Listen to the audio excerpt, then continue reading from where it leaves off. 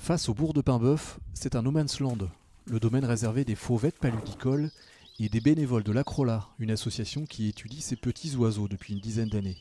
Ce sont tous des espèces migratrices et donc qui transitent par l'estuaire de la Loire pour refaire un plein d'énergie avant de continuer leur voyage.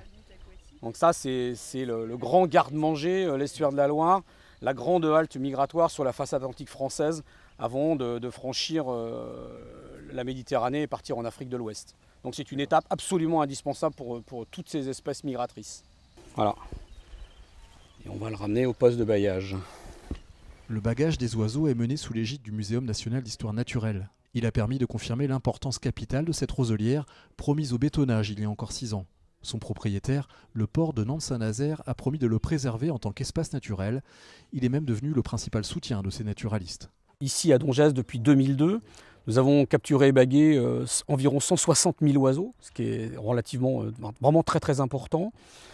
Et puis pour faire fonctionner une station de bagage comme celle-ci, il faut à peu près entre 70 et 80 personnes qui vont se relayer tous les jours, 7 jours sur 7, pendant toute la période de migration post-nuptiale des oiseaux. Avec ces nouveaux bâtiments inaugurés aujourd'hui, les naturalistes pourront travailler jusqu'à l'automne sur la roselière. Près de 100 000 € d'investissement soutenus entre autres par la région et le département. Mais ce qui manque à l'Acrola, c'est un véritable budget de fonctionnement, encore symbolique.